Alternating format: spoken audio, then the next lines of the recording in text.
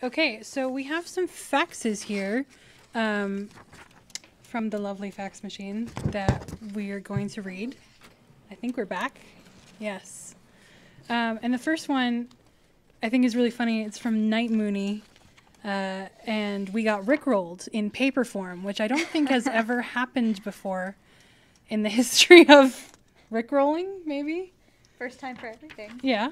And Night Mooney also sent another one that said, enjoy the rick. So we did enjoy the rick. Thank you very much for that.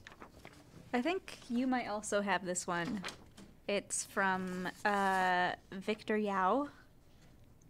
It says, Fact Zero said my submission failed, so I am resending you this. I am so glad to meet you and the cinema crew at NerdCon this year. I can't wait for more cool projects you have in 2018. There you go. Whew. Your mic needs to be closer. And we got a Happy New Year from Irene Iwasaka, who says, Happy New Year. I'm so glad to be watching this live stream. It has reminded me of vlog ramen marathons minus the craziness. Best wishes for the live stream in 2018. Right, Cat, right? Oh, in papyrus. In papyrus. Yeah, excellent. It's perfect. I should have brought the tissues over here. I didn't bring the tissues. Oh, Todd is on it. You're fabulous. He's the most on it. Thanks. Callie, is this close enough? She's nodding and smiling at me. Okay, but as I blow my nose, I'm going to do this. And I'm going to do this. Someone sent us... Did you guys already show this one? It's half a picture of a dog. Alexander Buss, you sent us half a picture of a dog. I would really like to see the other half of your dog, if that's okay. You can't... Oh, sorry. You can't just ask someone to see the other half of their dog. The bottom half of the face. You're talking into the back of the microphone? I realize this, but I can't just like turn it every time.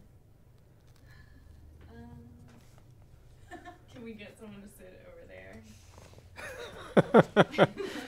Apparently talking into the back of a microphone is not as effective as talking into the front. All right. And then Kelsey got two of the same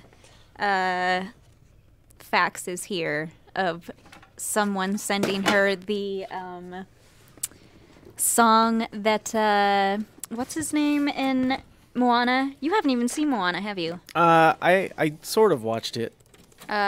What's his name? Anybody? Maui. The song that Maui sings.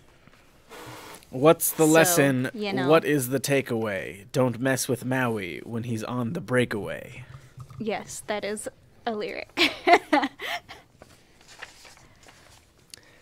Oh, buddy. How's this, Callie? Do I need to readjust this? Are we golden? Cool. How was playing Minecraft, Michael? I died a lot. How many times? I don't know, actually. If anyone saw the number of deaths above my head, let me know how many times I died. I'm going to guess 6. Should I read this? That one says to Michael Aranda. Oh. This is from Simance. Once upon a time, there were 3 tribes of the Elder Net. One was led by Sir Puppy of the Boys, who spread wholesomeness from sea to sea. The second, led by Sir Aranda of the Knots, who valued elevated fives of the Tod. Finally, there was Lady Kelsey of the Mothers, who whispered terrible things into the ears of children. One night they all met, and we're all going to die, I'm being told you need to scooch over. I need to scooch over. Yeah. Oh. Can't see you be well. Well, shucks. Let me just move this microphone. Like, is this all right? Okay. I got the thumbs up from Logan. All right. So let's start talking about some cake tectonics, huh? Okay. So I'm curious as to how it all started. Give us some backstory. My recollection is that after I had worked on the Brain Scoop with Emily Grassley, Caitlin expressed interest in doing a show on geology because she had studied geology at the university. Because you were interested in YouTube stuff, right? Yeah, I wanted to get into YouTube things, but I wasn't really into vlogging very much. So having a degree in geology and there being a lack of geology things on YouTube, I was like, hey, you make pretty things, and I have this knowledge that is lacking on YouTube. Yeah, I think what I found, one of the things that I found interesting about it from the beginning was that there are the sciences that seem like they're kind of sexy. Like everyone talks about biology and chemistry and physics, but geology feels more neglected. That, in my opinion, people don't appreciate geology enough. So being able to put stuff out on YouTube that hopefully makes geology both fun and accessible to people is a worthwhile endeavor. Mm-hmm. And I think we've gotten a lot of positive feedback from teachers and people just acknowledging that there wasn't a lot of geology content on YouTube, and even with our 4 episodes on there, they were very anxious and thankful for more. Yeah. I have it's really important to me that when I put stuff out on the internet that it achieves a certain level of quality.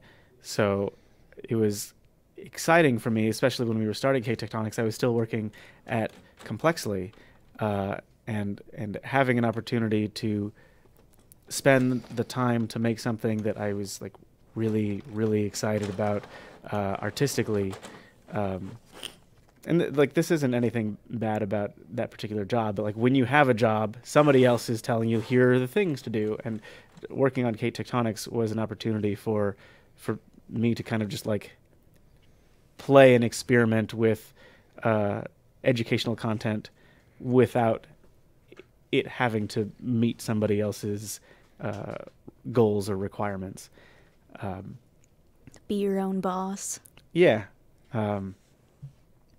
And I think given the number of people that work on each episode, in that it's a relatively small number of people, the quality of each episode is very high.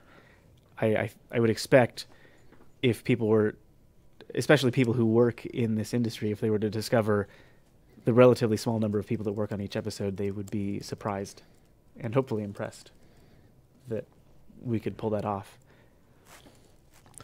Yeah, I've been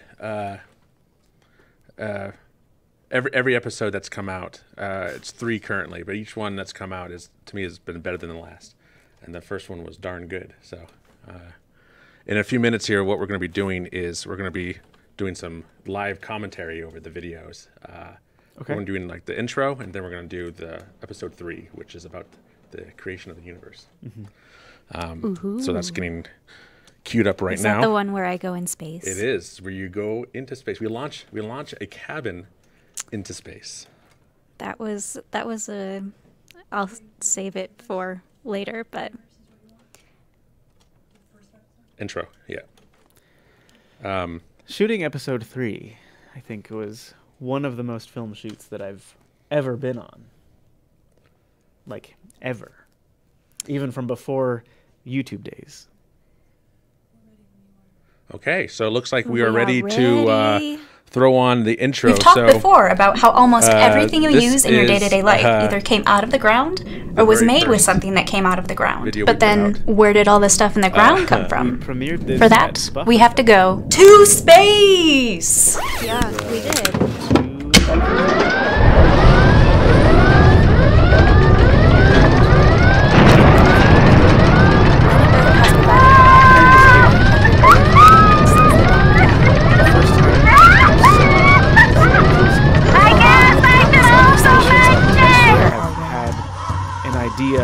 Mother Nature provides the resources we use to shelter ourselves, Play out in front of you. to feed With all ourselves, the cinematography and the music and to enjoy the little bit of time we have on this planet. So, like, a lot of people have The asked tool we me use in to the understand our past planet, why our home, the rocks it's made of, we didn't and the just processes have that allow it and us to companies exist do is geology. Tectonics, or why we didn't go And the tool we're going to use to explore do geology Tectonics. is a pencil. And I knew what you could do by the way that you handled the brain scoop. What does a pencil have to do with geology? So Well, let's take I a look didn't at the different really parts of a want pencil. The anyone pencil lead else is arguably to the most important part, but touch as you may know, the lead isn't actually idea of lead. It's a Tectonics, mixture of clay except and for you. graphite, each of which has to be pulled out of the so earth I before was- being ground up and combined into a paste I had very and then high hopes squeezed through a for, tiny tube. If you've ever tried to do your math the homework in intro. pen, you truly understand the value of an eraser. Most erasers are made of synthetic rubber, which comes from petroleum byproducts. That petroleum comes from drilling oil from the ground, which Well, requires a great Callie. deal of geologic understanding to accomplish. The rubber is combined Hopefully with you pumice can and fix other that, mineral 'cause you're an fillers like audio pigments, wizard. all of which also come out of the ground. Holding the eraser onto the pencil is a small metal sleeve called a ferrule that is usually made of aluminum, which, of course, comes out of the ground. But the shaft of the pencil is made of wood. No geology there, right? Except for note, the part where you have to chop down the tree, cut it up, ship people it, are cut it on down the some network more, to stick get some off. lead into it and glue it Just together, plugging all up of the which stream. requires who knows how many tools and machines made of metal, which comes out of the ground, and which consume fuel, which often comes out of the ground. And we can't forget the pencil's layer of paint, which includes mineral-based pigments that Okay. also need to come out of the ground. Every part of this pencil is made from or made with something that came from the earth. There's an old saying amongst geologists that goes, "If it can't be grown, it must be mined." If you take a look at literally everything around you, it either came from the earth or was made with something that did. You cannot escape geology. The average American makes use of 17,200 kilograms of mined resources every year, not including energy resources like gas and coal. One person, 17,200 kilograms. That includes stone, sand, limestone, iron, aluminum, and all the other stuff we use to construct buildings, roads, cars, tires, cell phones, shoes, Game Boys, bobby pins, guitar strings, glasses, and the thousands upon thousands of other things that make up our daily lives. So if you started this video thinking that geology was just about rocks, I hope you can see now that it's both more involved and important than that. Right, Wayne? Right. Geology is the study of the earth, how it does things, why it does things, and what it's made of. Geology works with biology to understand fossils and the ancient ecosystems they come from. Geology works with chemistry and physics to understand the compositions, formations, and interactions between minerals. Are we Not back? to mention the upheaval of mountains and the shifting of tectonic plates. Geology works with computer science to help us analyze measurements of our planet and to make predictions about the future of our home. We're going to explore all of this and more on our journey into the geosciences as we visit national parks, We're hot experiencing springs, some canyons, technical waterfalls, difficulties, so, glaciers, and look at fossils, gemstones, please and bear with anything us. else we find along Please. the way. Bear with us. Aha!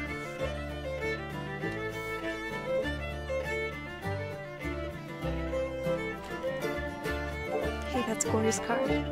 Corey's old car.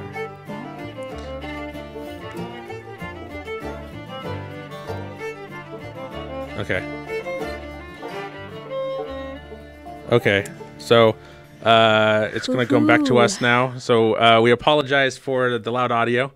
That's what I happens. think When the video started rolling, I had asked Caitlin how it felt to, I guess, you obviously saw it before we uploaded it. So the first time that you saw that intro sequence all put together with all of the music and the sound and the cinematography and the narration and the color and all that, how did it feel to have had this idea become a reality? It made me feel proud that we were putting such good looking and quality content about the earth online to like help educate people and with the things that are happening in the world right now in politics and both just in nature. I think it's really important that we have that. And so actually being able to produce something that could have an impact on people was a really good feeling. And just having you do it, I was saying, if probably people didn't hear, but like after watching what you did with the brain scoop, I really wanted you to direct Kate Tectonics because I just love the high quality that you produced in things, and I think you were as much of a perfectionist as I am about certain things, different things, but that was important to me when making this. So during that intro, some of the final scenes you saw were actually initially when we were just piecing it together, it was just stuff we found online, some stock footage. But then we went out and reshot most of that. I would say about 95%. Yeah, the idea was to have as little stock footage as possible in the project and shoot as much of it ourselves as possible. We hiked up to a waterfall we spent a whole day hiking up to a waterfall to get the 5-second shot. So one of the shots at the beginning of that, it's kind of a panning shot of corn against a sunset. And in the narration, you're saying something about crops or harvesting the land or something like that. Mm-hmm. And the first shot that we had there was a drone shot that was flying over this orchard. It was a tree orchard. And tree orchard? So we used a drone and we were flying over this bunch of trees and the camera's like slowly tilting up. And that was in there and it was fine. And then one of our employees at the time commented that she thought that the shot was a CG shot, like we had gone into Maya and made this CGI shot of trees. And once she said that, I could not unsee that. Yeah, we couldn't unsee it. It did it's like, look fake. So we went out and shot the corn thing because we couldn't get past I went thing and fake. I talked to a local farm here and asked if we could fly a drone over their corn, and they seemed confused but okay with it, and it turned out to be some good shots. I remember when we went out to film the corn, because you had asked for permission, and we showed up there, and there was just no one there for us to like check in with or be like, "Hey, we're here now." So we just got out of the car, looked around, shot the thing. Still, no one else came out of the house that was there to check on us, and then we left, and that was it. Yeah, I'm trying to think. What other shots we needed to go out and redo? I mean, we did the shot where you put the tripod in the median of the street so the cars could drive by. That's right. Yeah, that was a busy night too. There's the shot of the Earth from space is there's a camera on the space station that just takes pictures of the planet at intervals, and all the pictures are freely available on the NASA website. So I got onto the NASA website and downloaded a bunch of them and just made it into a time lapse. The camera that they have up there must have some kind of auto exposure thing on it because it was flickering a lot based on the amount of sun that was like reflecting off of the ocean in the shot. So I spent a lot of time deflickering that shot. If you go back and watch it, you can see that it does still flicker a little bit, but it's significantly better than it was when I was just using the raw files straight off the camera. And then there's a lot of, you might not catch them at first, but throughout that episode, there's a lot of like visual effects images, where like I think there's a shot of Pokemon being played on a Game Boy. Yes. Oh, yeah. And so we digitally replaced the text so that the character on screen is talking about geology specifically. I don't remember if we actually did this in time before it went live, but there was at some point I was at least looking at replacing the text on the side of your glasses to say I believe we did. We did You do did that. do that. Yeah, so I had the name brand on my glasses, and Mike was like, "Take it off. Let's put Tectonics on there." Yeah, so there's a lot of little Easter eggy type things like that in there. So we are ready to play another video. The volume should be good. So this is going to be episode 3, where we go into space. Let's go ahead and see that. So this shot was actually Michael shaking the camera. Yeah. You want to explain the reasoning behind that? To the beginning of everything. Well, she's launching into space. Well, I guess your inspiration, because there was one director in space. particular you kept talking That would about. be So something. I was watching the There's not even making any of time. documentary But if you look of closely, everything J.J. that the universe Abrams' will need to Star create Trek you, reboot me, film. and the new season And of they were Gilmore talking Girls about, is about to exist. And there it is. They were talking Sorta. up what a Unfortunately, wizard he due to was technical at getting restrictions, really I can only show you natural-looking something camera so shakes small. by This standing little pixel is the best I behind can the do. camera If you happen to operator be and just watching like this video beating at the back of the 4K camera with his resolution on a 15-inch hands screen, this pixel is roughly in a way 0.79 that looks millimeters natural. tall. And they were talking about Pretty like, small. But oh, still, when some this directors one try to do pixel that, is a million, it just looks kind of fake. But the way times bigger JJ does than the it, it's just entire like so universe was organic and at its natural. inception. It's like, well, The ingredients to everything so you will come I Channeling was your trying to JJ. I was were trying to channel my inner contained inside that J.J. tiny Abrams space. with Things all like that your camera shake friends, going on. hummus, there. We also and people works smash mouth. But at just fractions Todd of a was second, like that unfathomably on the small floor. and Todd was like on the compact floor, universe something is shaking the desk, Yeah, we were and I was shaking like bouncing up and down in my chair. we shook the sides of the set.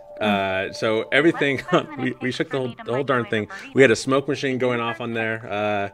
That was probably the most fun I've had. Yeah, that was a fun. filming. That was a fun. That smoke machine that we use, it has this quote unquote feature where when the fluid inside is low, it lets out this siren like whine to let you know I need more fluid.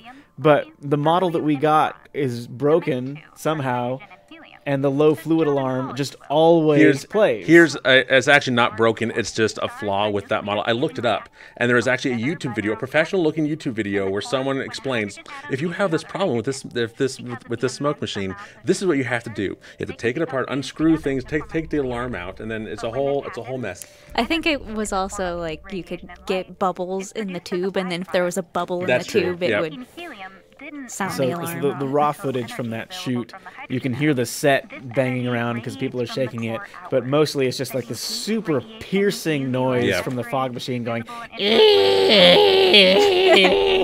So, These are all Marcus's animations now, yeah. or characters. Yeah, you guys wanted to go with rock legends for the elements. What was your thought process behind that? That was Cayenne's idea, wasn't it? Yeah, so was this the first episode that we had hired Cayenne for? Yes. Cayenne Mansley is a very funny writer based in the UK. And after showing him what we had already finished with Kate Tectonics, he was interested in writing for us.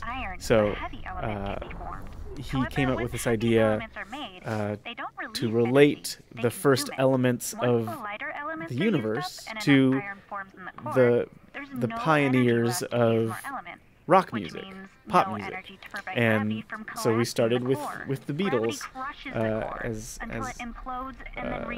As you do. metaphors for these. Yeah, like the transition of music and like the transition of the elements. Yeah, and from the first episode of Kate Tectonics, we kind of purposely have this live action thing and this animated thing happening at the same time. So I like that from the beginning we've set up this idea that with any episode we can kind of do whatever we want. It can be in any style and it still feels like Kate Tectonics. The animation doesn't come out of nowhere necessarily. No. So the helmet you're wearing. Yeah. I had a hard time breathing. You also had to have pads on your shoulders, Yeah, so it it would doesn't sit really straight. sit well on my head, so I had to like every time we would go shoot, I would stuff some padding in the bottom so it would sit on my head correctly, because otherwise it just like went right on my face and on my nose. But yeah, I kept feeling like I couldn't breathe in it, which obviously I could. It was just like very claustrophobic. I'd speak, and I was trying to speak loudly, and it just my own breath was coming back at me, and it was just, it was weird. It's like any time in a movie or TV show that you see someone wearing like a big thing of hulking armor, be it like Game of Thrones or in Star Wars if you're a stormtrooper, or like in the new Star Wars, you know, the red guards in Snoke's chamber. Like any costume like that is just terrible to be in, very cumbersome, and I can't imagine how restrictive the view actually is inside of those things. But you just have to play it off like you can totally see everything and it's fine and supernatural to move around in. We had a flashlight, a little tiny LED flashlight taped inside, so her face would light up. Yep. I also wore a child-size spacesuit. We had a hard time finding an actual, like, a decent-looking spacesuit costume. There was one in town that was okay, but they wanted a lot of money for it. So we found this one on eBay, and you actually had to alter it. Or, I mean, Amazon, but you had to alter it. Yeah, I think I had to, like, undo the sides and give myself more room in the sides so that I could get in it. You had to cut out the crotch. Oh, yeah, that's right. Because children are short humans. Even though I'm a short human, I had to, just like undo the whole legs and then add a whole strip of fabric into the inside, and then still the leg portions were not long enough for me to put to like cover all of my legs, so it was more like capris that I was wearing, and I just rolled up the sleeves because those were also short. So I don't remember, is there a shot where we actually see full body spacesuit? No. Well, there's a part at the end when she's walking away from the window. Oh, yeah. So partially.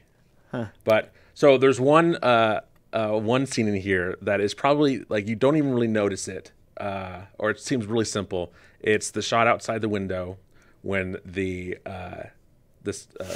cabin is going up, and so to recreate what it would be like to have a cabin launch. I forgot that was related to this thing.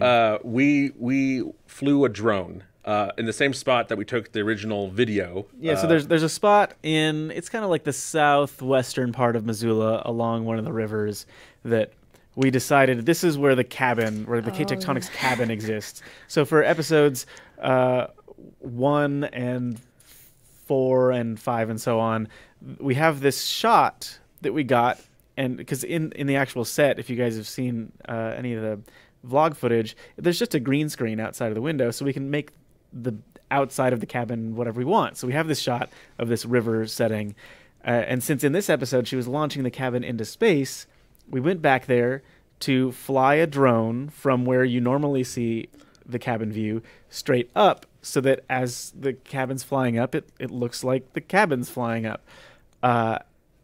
And it took us several times. We had drone issues. One time it was too cold, and the drone went up and then it was like nope, and it would come down. Second time we had issues. It was that we have a deal with a company who gives us equipment. That's right. Yep. To try out, and so I guess the studio owns the DJI Inspire 1 drone, which is kind of a big hulking thing, and we bought a pretty expensive camera to go on the bottom of it that shoots raw video, super high quality. And from this company, we said, can we try out the DJI Inspire 2? Mm-hmm. Because it has a battery warmer. It has a battery warmer, so it doesn't get all cold and shut down when you're trying to fly the thing. And I figured, so we've got this really fancy camera for the Inspire 1. We'll get the Inspire 2, put that camera on the bottom, and fly it up. So the Inspire 2 arrives. We get everything all packed up. We drive We're down out there. there. We hike out to the spot. We open the drone case, and I go to put the camera on the bottom of the drone. And DJI changed the camera mount between the Inspire 1 and the Inspire 2. So nothing that mounts on the bottom of the Inspire 1 can go on the Inspire 2. Which is a little maddening because you spend a lot of money for these cameras and you can't use them for a later model. So the third and final time we went out there, and this is the shot you see, we flew it up and it came down and Michael reached up to grab it. And well, then the full story here is that, as Todd mentioned, the DJI Inspire 1 doesn't really like to fly in the cold, and it was cold-ish that day, and so I flew the drone up, and then it got to a certain height, and the DJI software, if it realizes there's something wrong with the drone, it tries to land the drone immediately.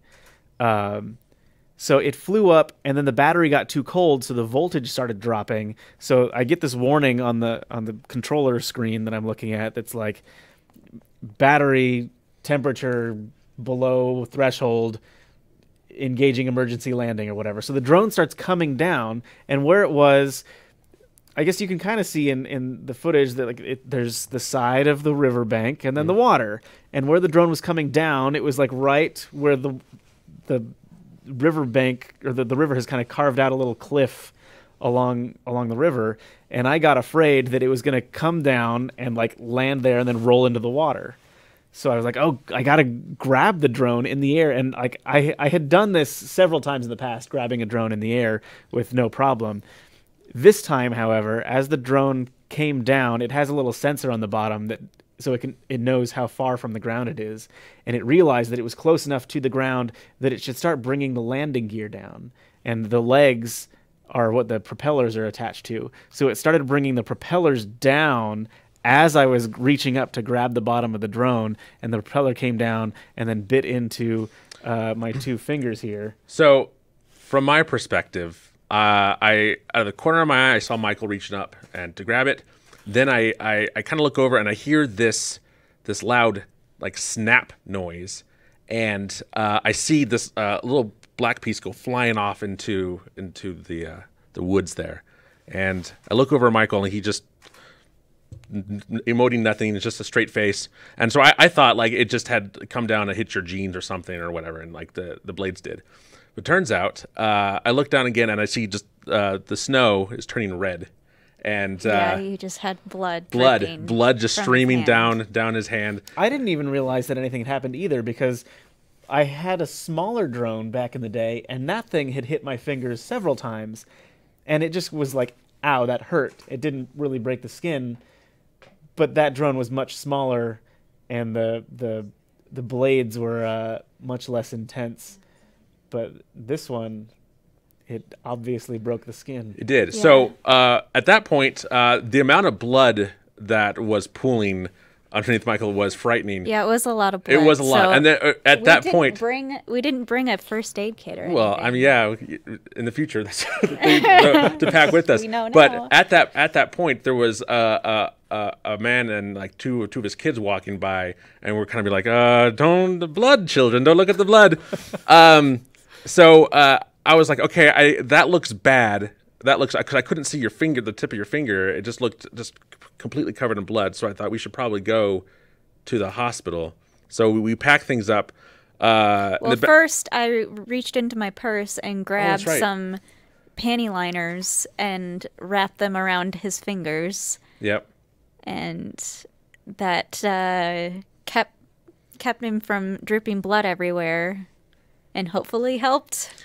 Kelsey was living up in Polson at the time, and I had just enough service as we were walking. So there's like a 15-minute hike back to the car from where we were, and I had texted her as we were walking away from that site, and there was just enough service that this one text got through. Yep. And it was something like, I no longer have a finger, lol. Sorry if, I don't have... Yeah. 5 fingers next time you see me, something like that. And so that text sent, but then I was out of service. And so obviously she got that and she was like, what are you talking about? What's wrong? And so she's like trying to text me and she's trying to call Todd and calling Caitlin because she doesn't know what's going on. Yeah. So mind you, this was a 10-minute walk probably back to the vehicle. So the whole time we're trying to just push through the snow to get there. We get to the Jeep. And we can't. The Jeep is stuck in the snow, so everyone has to pile out and try to push it. And but eventually we get to the hospital. And how many stitches did you get? I don't remember. Like, I think you got maybe like 3 or 4 in each finger. So and you were missing the tip of your finger. I posted a kind of graphic image of the wound if you want to see it on my Instagram. That's instagram.com/animalcharade.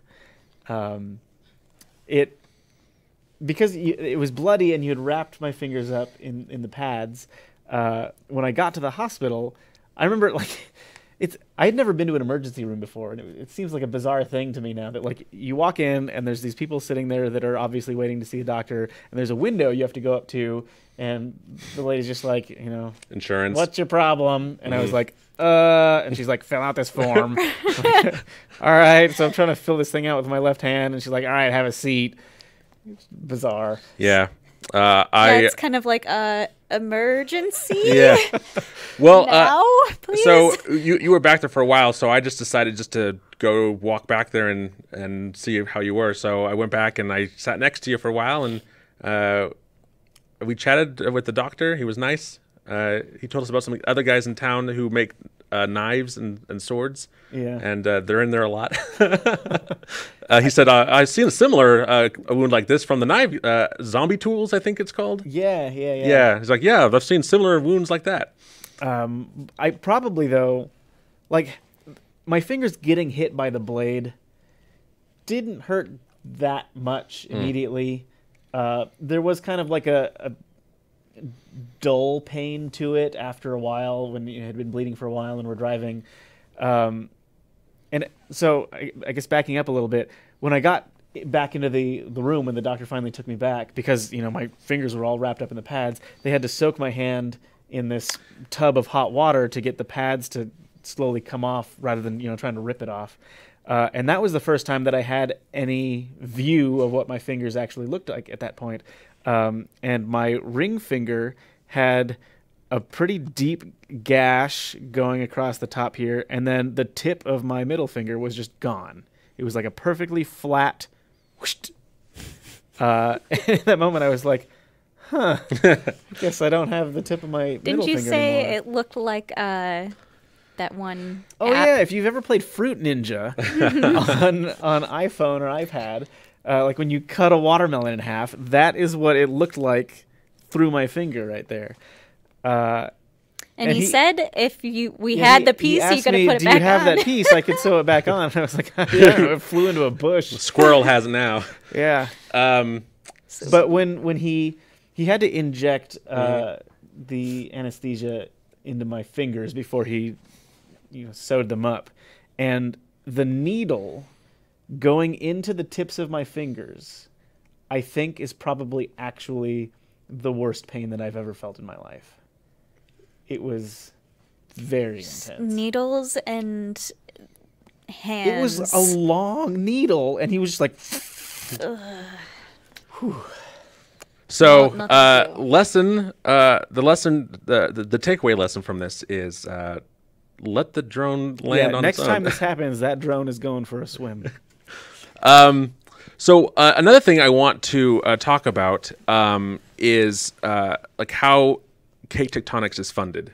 So one of the ways is we got a grant from the state of Montana. The person responsible for getting us that is actually off camera. I don't know if you want to come over here at all and talk about the grant stuff, or okay. Let us know how fun the process of trying to get a grant is. Well, and let's put this in front of you. Yeah, that was a long. Yeah, that was a long process. And this is Michael Morgan, by the way. This is our CFO. Hello. Yeah. So like the speed of the government is astounding, and the whole process to it's a lot of money that they're just giving you, so it's understandable that you have to fill out all this paperwork and explain everything. Well, I think backing up, we used Tectonics as a vehicle to develop the business, and the grant was actually a business development grant for Synema Studios, and we had to set it up that way because the state didn't want to own our intellectual property, which was kind of a two-way street. If the state funds a particular project, they will own that and put it on their platform, but since we were going to own the intellectual property and put it on our YouTube channel, we wanted to focus on the business aspect of Synema and put the effort into creating this particular project. But I guess it was 2015 when Logan, me, you, Caitlin, we went up to the film office and sat down with Denny, and he just basically walked us through all the available avenues to develop the business, to do different things. And we initially started with just a planning grant, the planning grant that helped decide, okay, what kind of space would we need to do Tectonics, and would we want to put money into refurbishing the old EcoGeek space versus move into where we are today, right? Yeah, there is some alternate timeline in which the company that's now called Complexly moved out of their old building, and we moved into that space and refurbished it for our purposes, but we ended up in this building. That's right. And I'm happy about that. Yes, I think we're all very happy about that. And it's being here next to MCAT, there's a lot of synergies between these two companies and groups that has allowed us to have the live stream here tonight, right? Mm-hmm. But there are multiple grants that we've applied for, and I think all told it's 3 grants that the state has awarded Synema Studios to do different things. But certainly we would not be where we are today without the idea of Tectonics to push the business along. Yeah. It opened a lot of doors. It really has. Yeah, and I think the future plan for Tectonics is once we actually have the means to have a team for just Tectonics, that would be the dream. Yeah, so as a company, one of the major lessons that we've learned is, whereas we were initially structured so that we had our team of people and we had a number of different projects, and everybody worked on all of those different projects at the same time, and obviously that's a recipe for workflows to get gunked up. So our main goal going forward is to be able to stand up individual teams dedicated to individual projects to make sure that each of those is running unhindered by the needs and deadlines of any of the other projects. So things are looking good for Tectonics coming out in more regular time intervals in 2018. Yep. And I think the next episode we have lined up is almost ready to go, right? That one, I guess, how much should I spoil about what it's about? Very, very little. I wear a chef hat. She wears a chef hat. This episode of Tectonics is called Cake Tectonics. Oh my goodness. Oh my goodness. I feel like here in the office we need to have a pun jar. So anytime someone makes a pun, Abby, they have to put $1 in the jar. Abby would be poor. Uh-huh. She would not have any money But left. the amount of puns from other people in this office is significant. And anyway, so another way that we fund Tectonics is through Patreon. Yep. Yes. Patreon has been awesome just for a lot of our projects. It's a good way to just let people know what you're up to. And, there's a difficult way for people who are artistic or creative to do what they enjoy doing and are good at and function in life that way. So Patreon really helps us do that and helps a lot of other people do it too. Yeah, if we didn't have Patreon, we couldn't even afford to to move forward as we have. So it's easy especially on YouTube, you hear people talking about their viewers like, I wouldn't have any of this without you, and most of the time they're talking about just the views. But like, for reals, the projects that we do would not exist if it weren't for people who are passionate about the things that we create and who have bought into our thought process as to how to create content, to throw money at it and help us make it happen. And from the early days, 2015, the percentage of the total operating budget of the studio was Patreon. I mean, we had very few merch sales as compared to today, and certainly didn't have the grant money at the time. So we were operating on a shoestring, and it all came through Patreon.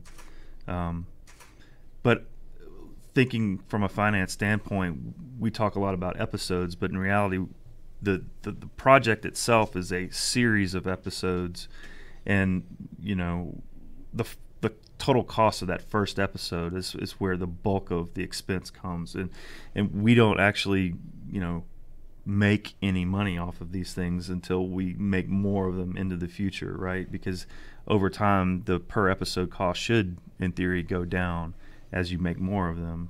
That's the learning curve of becoming more efficient at the process, and just leveraging that initial upfront expense. Yeah, 'cause as a production studio, Tectonics was the first production of Synema Studios, if you don't count the vlog.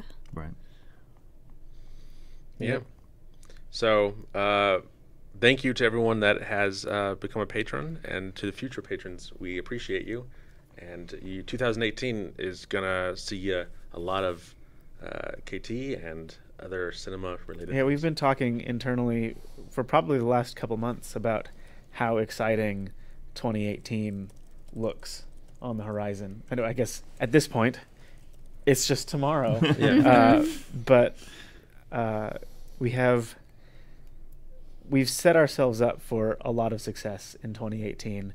There's a lot of opportunity just sitting there, and we've had so many lessons learned from the point of starting this business, which was in 2014. We sat down and talked about Michael Morgan and I just sat down in a pizza shop in Tennessee, and it was basically me saying, I like to make art, I don't like doing business things. And you saying, I do business things. And okay, let's do a thing. And it's crazy how, I talk a lot about how the purpose of SciShow as an entity is to help dispel the notion that science is something done only by like super smart Einstein-looking types in white lab coats in underground laboratories toiling over beakers. It's a lot more accessible than that, and we can all be scientists. We are all scientists. And in the same way, business for a lot of people seems like this weird, obtuse thing that, like, even if you're like, oh, I kind of want to start a business, where do you start? There's not a lot of... You start on a card table in your spare bedroom, right? Yeah. So it's without feeling like there's a lot of easy, accessible learning tools for how to business. Mm-hmm. It's been the last 3-4 years of stepping in potholes and learning from your mistakes and figuring out how workflows work. And a huge part of it is managing people and figuring out not only what motivates those individual people, but what motivates a project. Why are we making a project? Like, thinking about all those things together is really important, and it's all stuff that we've learned along the way, and we can take all of that knowledge and push into 2018 to make it a year that will far surpass anything that we've done yet. Yeah. I mean, we have our Synema Summit every year where we sit down and we chart out the year, and we have always believed in hiring our fans to do things for us too, and investing in our volunteer base to help move things along. I mean, we can't say enough about that. Yeah. So we have about 14 minutes till we go into the first New Year. Uh-oh. So we have some faxes that need to be addressed. Oh, those are there are a lot of faxes. Do you have this the one's blank. chat up right there? I'm looking at the chat, yes. Did anyone have any questions related to anything we were talking about? Yeah, if anyone has any questions, please let us know. We will try to answer those. This is a fax from Gavi, who says, "Hey, Michael. So now that Todd has let the secret of my visit out during a test stream, does that mean it's public now? Oops." Smiley face with a tongue. So what he's referencing there is that Gavi, if you guys know Gavi, he's coming out to Missoula early next month. Next month is tomorrow. To spend some time working with us on projects. So that's exciting. I think it was supposed to be a secret, but not anymore. So that kind of goes into one person asked here, what is happening with the blog? So that's... I guess like we were talking about earlier, with having one group of people covering a wide range of projects, it's really easy for the needs of one project to gum up the needs of another project. And especially recently, we've had a lot of needs in the sort of IT and web development department. So Caitlin, who has been heading up vlog editing for a while, had to shift gears and focus on getting that coding stuff done. One of those projects being the website that shows all of the information for this live stream. That little, let's see, if that ticker down there, the timer showing how long until the next New Year. That was the thing that Caitlin put together for this live stream. Yes, but with Gavi out here, that's an extra person that we can say, here is your project. You are working on just this thing. So Gavi's main mission is heading up vlog editing. Maybe with his help, we can catch up on the vlog. Oh, that would be nice. That would be exciting. Yeah, and from a small business perspective, I mean, we live very much hand to mouth. Every dollar that comes in goes out in payroll, but we never let our payroll get ahead of our commitment to a payroll get ahead of our ability to bring in money to cover that, because people like to get paid, right? People like to. It is nice. You gotta eat. Yeah. So while we're waiting for more questions, the first more faxes. Yeah, we go over some faxes, and I just want to let people know that the first countries to go into the New Year is Tonga, Samoa, and Kiribati. I apologize to anyone from there. I meant to look it up on Wikipedia, but I was playing Minecraft, so I forgot. I'm seeing Abby just laughing and laughing over there. So, Abby, come in here real quick and pronounce it for us. Pronounce this country for us, Abby. Yeah.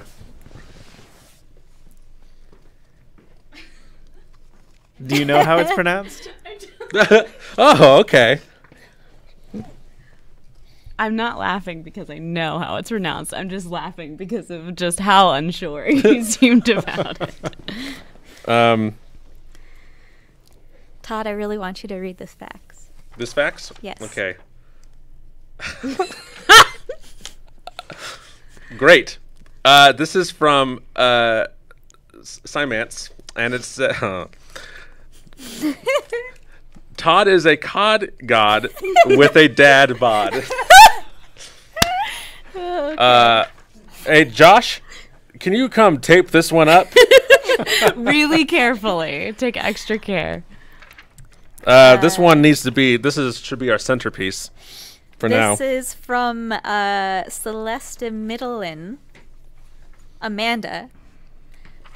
She says, fact, giraffes don't have vocal cords. Fact, y'all are awesome people who do awesome stuff. Have a wonderful live stream. See you around on Minecraft. And then she attached a picture of her dog, Einstein. She says he's not very smart, though. Looks like a yellow lab. That's a cute dog. He's cute. He's a cutie. It is. Someone said here, said Kyle Viking said, "Can you guys please not talk about lasagna? I'm sick and tired of people talking about lasagna all the time." Well, let me tell you, Kyle, lasagna is one of my favorite foods. It's so good. Lasagna is amazing. So let's. There's 5 cheese lasagna. There's meat lasagna. Is there There's veggie 4 lasagna? cheese lasagna? There's 4 cheese lasagna. Is there 3 cheese lasagna? 6 cheese. There's no cheese lasagna. How do you feel about that? Okay, that is not Ooh. lasagna. That That's probably that hurts true. my soul. That is an accident. That's what that is. Oops, I forgot cheese. Oh, okay. So we are at 7 minutes. 7 minutes and Okay. 30 Michael, seconds. you have some faxes here that you can read. Oh, you want me to read these? Yeah. That's blank. Oh no, these go together. So this was from Scott Whedon, who sent me a picture of a tissue box with papyrus font that says, "Here's a box of tissues for Michael's nosy problems." Thanks. I'm gonna blow my nose right now, actually. Kiribati or Kiribati? Is there like a something from like a Morgan? This Yeah, is it's from her pronunciation. Kyle. Kyle says, "Kate, how does it feel knowing that you're my celebrity crush?" Feels weird. Ooh. Feels weird, man. Feels weird, man. So I would like to show off our map that we're gonna scratch off and see if we can see these islands.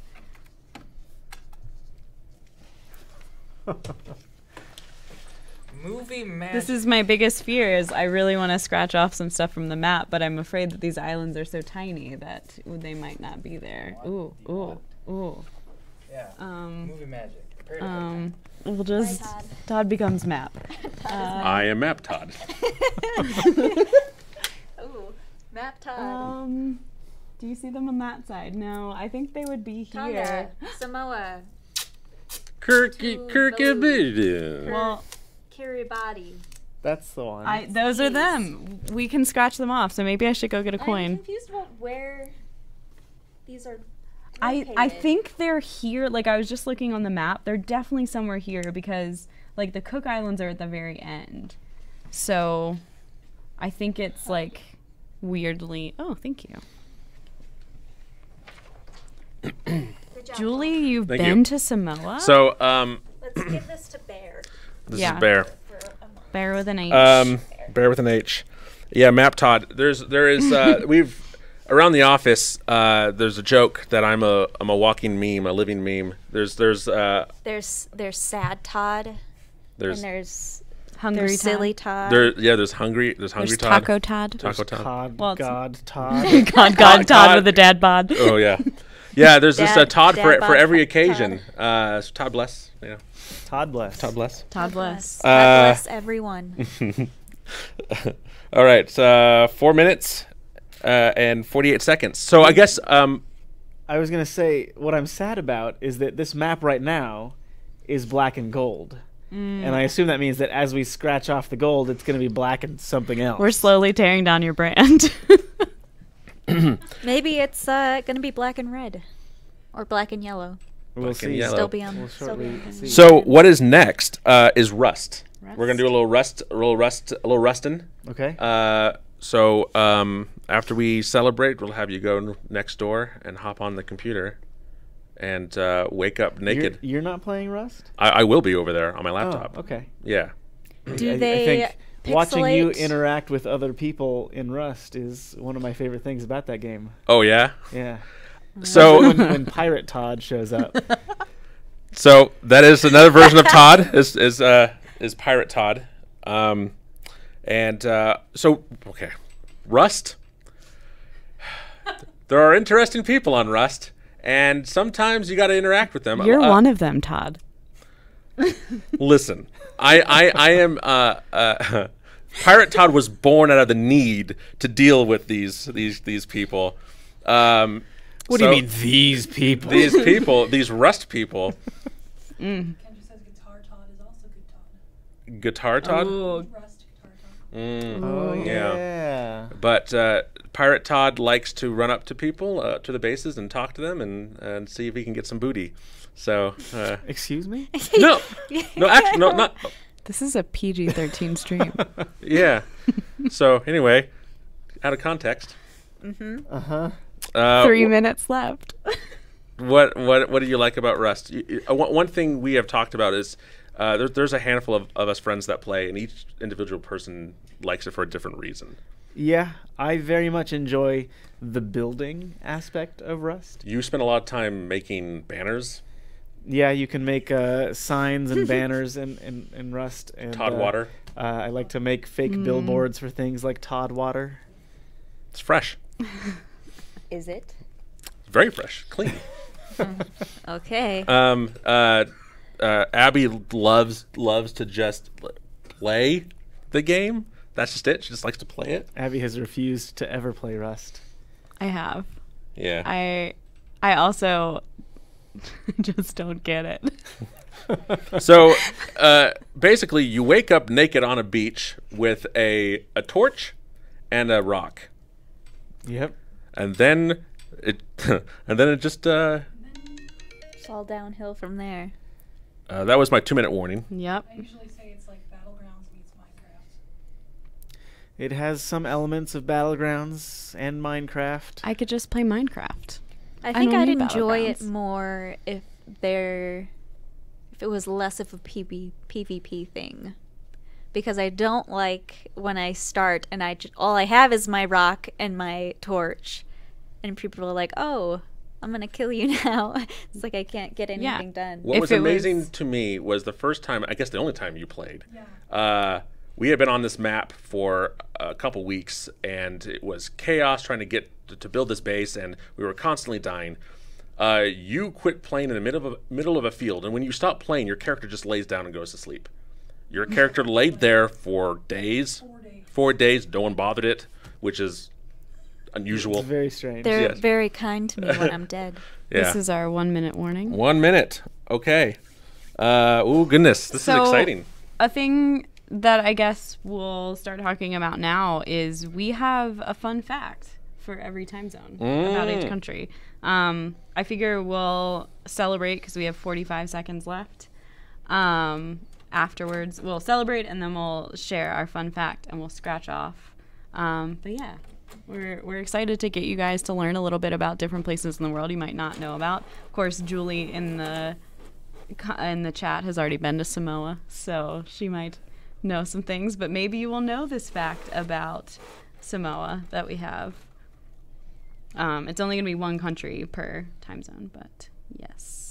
13 seconds. Okay, I'm ready for 12, part of the world to be 11, 18. 9, 8, 7, 6, 5, 4, 3, 2, 1. Happy New Year! Woo! All right. All right, we got like 32 more left, or Yeah, no, this is It's there's like now 38.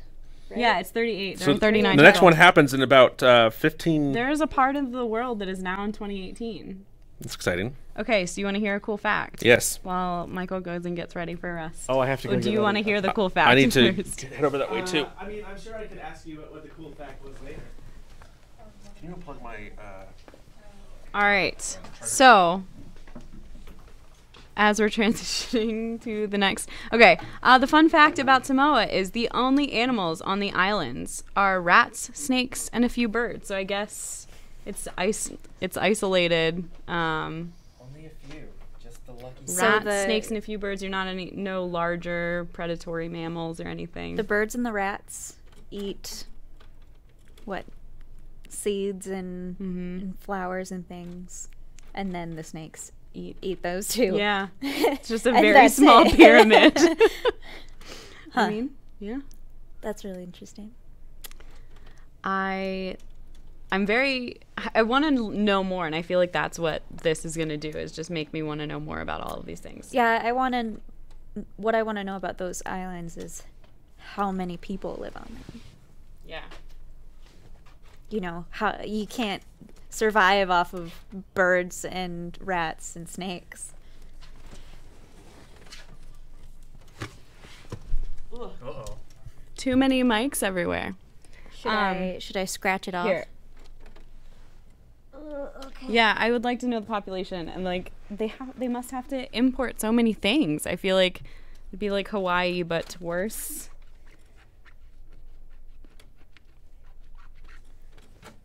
Oh, we do have a fax too, so as soon as they're ready, we're taking a second. Oh, they're white. That's it. Oh, so it's just going to be not black and exciting. white instead of black and gold. It's not as exciting as I was hoping. I'm very excited though about the prospect of just watching this whole map transform, like, Yeah. and watching the new year come across. What's the name of the country? Samoa is the one that has just the rats, snakes, and birds. But there's also Tonga and Kiribati is what we think is pronounced. It's weird. Fiji has a different time zone. Yeah. And according to this map, it's like right next to Samoa. Weird. Yeah, I was trying to look for Fiji. I don't know. Because there's also American Samoa. Maybe that's what's maybe that's the deal. Us Americans messed it up. So we're in the process of getting Rust ready. So you guys, if you haven't seen Rust being played before, you are in for a treat. For sure. It seems to be a thing a lot of people like. I think I agree with you. Like, the PvP thing is a thing I'm not super a fan of. I like PvE stuff, though. So there was a time where I was really into the MMO Ion. And I think it was like from 2009, the year it came out, through like 2011, I would play all the time, and I had a bunch of friends on there that I play with.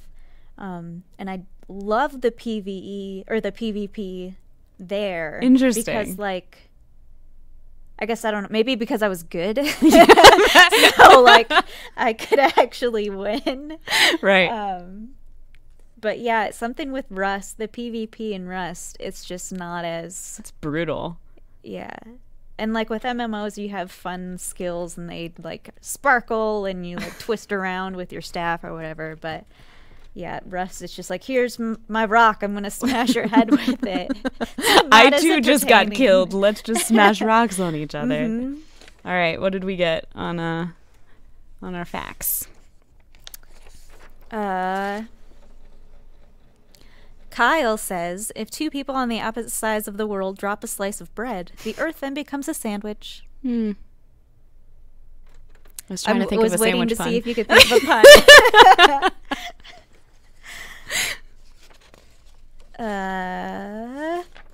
Scott took a screenshot of Map Todd.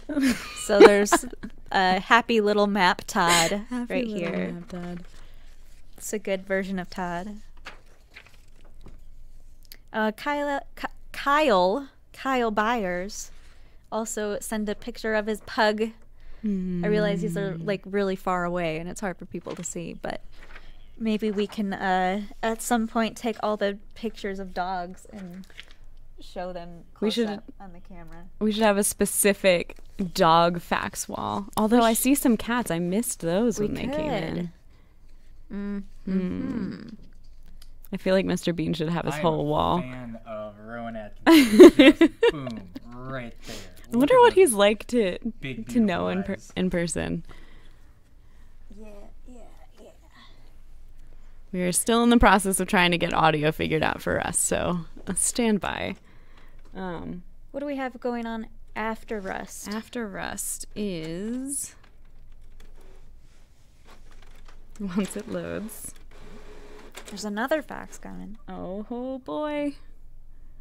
Well, my internet is not wanting to do the thing. Oh, that shot out. Hey guys, keep up the good work. Your friend M. or Emmy? It looks like there is another time zone at 3:15, just so everyone knows. Is that Fiji? That is not. It's the Chatham Islands, or Chatham, however.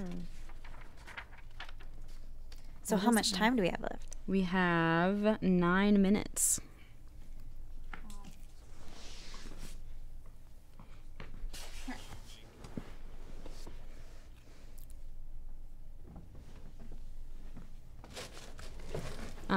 And then, okay, so after that, we are doing our makeup contest, blindfolded makeup contest at 4 p.m.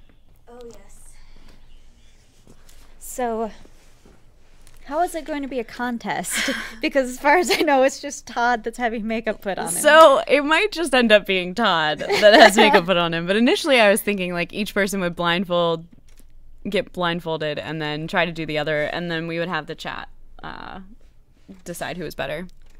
Maybe Michael will let me put makeup on his face. Ooh. And we'll be the Todd versus Michael, who has better makeup. Yep. I like it. Yep. We are getting close to being ready to go live. Okay. Yeah. I am ready whenever. Are we waiting on them? We're ready. Okay. We're waiting on them in the other room. That was... It looks like Rust is loading. Ooh, we're getting there. So hopefully, is this their own server? It's a server hosted by someone we know. So they'll be essentially by themselves, and they won't have to worry about people smashing in their heads with rocks. All right, we're going over there. See ya. Bye.